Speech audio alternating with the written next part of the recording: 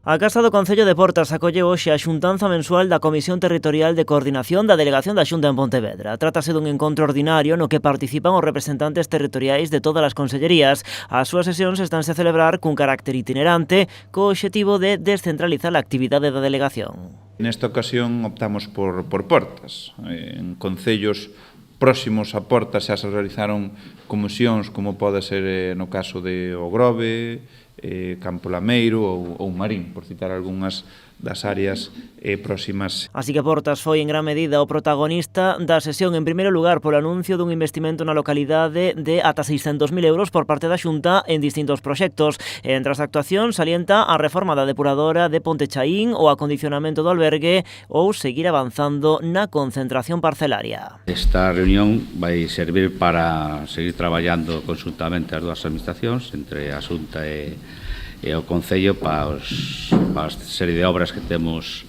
pendiente de facer e recabar, como é a depuradora de Chaín, o acondicionamento do albergue de Briallos, para seguir avanzando nas parcelarias tamén de Briallos e de Romai.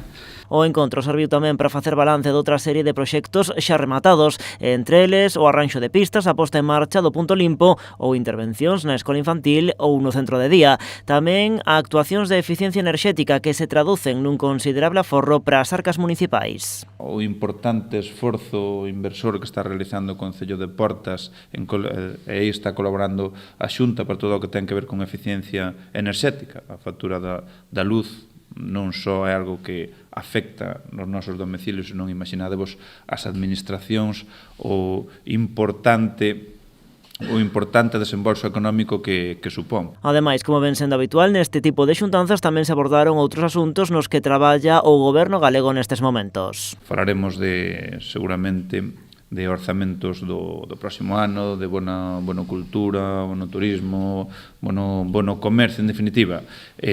Cuestións importantes que nos preocupan. O delegado aproveitou tamén a xuntanza para analizar os datos da campaña de vacinación da cuarta dose da COVID na área sanitaria de Pontevedra e Salnés, que continúa en marcha.